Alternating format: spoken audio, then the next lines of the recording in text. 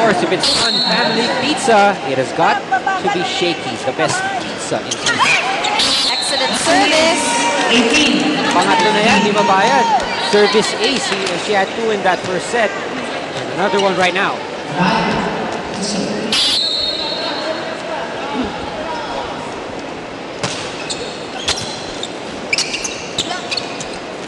Cruz, cross court. Cruz, 16 to 18. Dalia Cruz seems to be telling Tamafunda to adjust the set. Because it was a little bit too far. Yes, exactly. Yeah.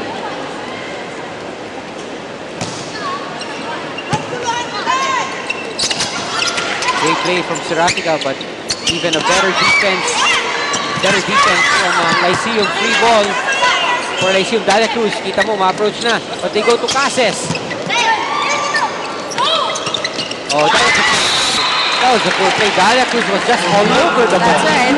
Kita mo tong si Dalia Cruz, napakasipag yan in the front line. No matter where the ball goes, just look at this replay. She's there. Nakaabang eh. 18 to 17. Adamson holding on to a 1-point lead.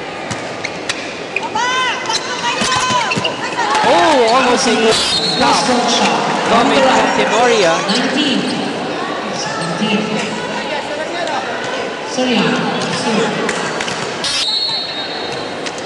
Soriano now serving for Adamson.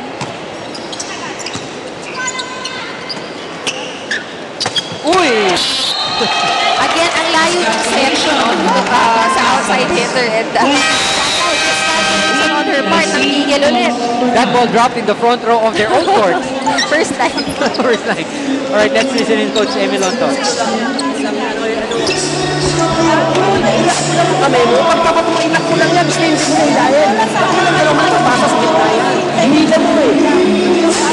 Tatlo ng bola, okay. Tatlo lang yan ha, tatlo lang yan. Harapan, ikaw si ano ha. Sakay. Dalawa kayo ha. Pabukayan mo konti. Yan, hindi sila malaki strike nila. Kayanin mo yung dalawa ha, kayanin mo, papunta doon. Dedikas ko.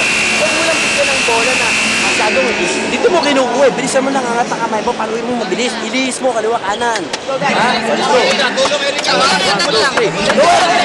Tayo eh.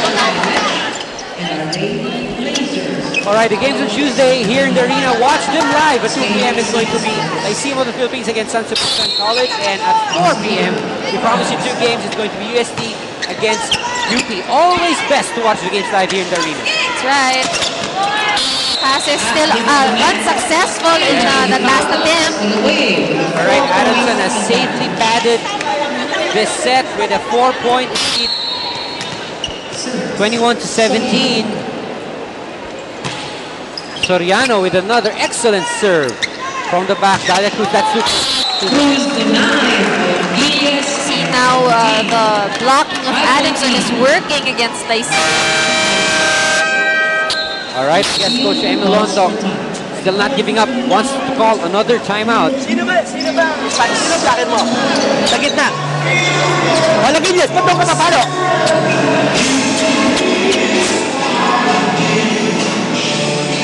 Ang lalagpas kay Laginyas, ito lang.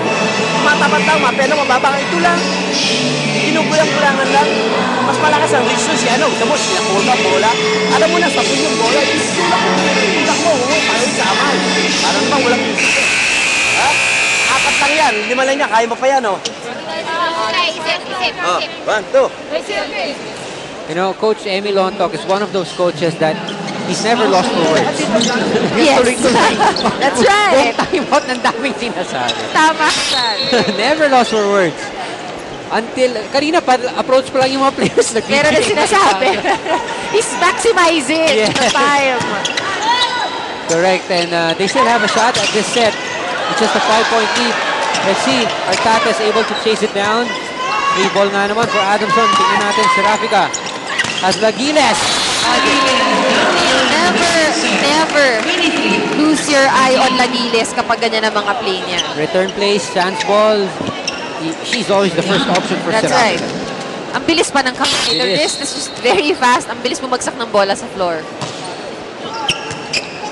Great serve from Soriano from the middle. Dalia Cruz twisting in midair. Look at Binting, able to keep it in safely. Cassis again on the line. Again, that has been a bread and butter play for Cassis. That's right, and it's good that she's making up for the previous errors. Now, the big question is if Lyceum can still make it and tie it with Adamson at 23. Tabafunda with a short serve. Ito naman, Lagiles. This time covered very well by Artates. Serafica to the middle. Look at De La Peña, save it. De La Peña gets the ball back. Oh! You know what?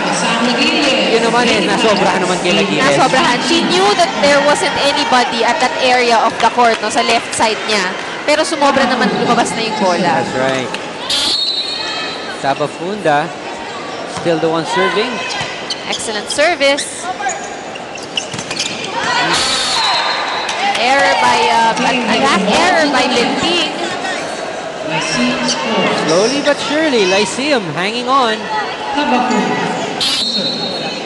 And Tabafunda. I was just about to say, she has been serving pretty well so far. And that really broke it for Lyceum. Now it is now 6 points for Adamson with Serafica setting for reception right there. Free ball, ang balik nito sa Adamson. Kinlog, cross court. Another free ball.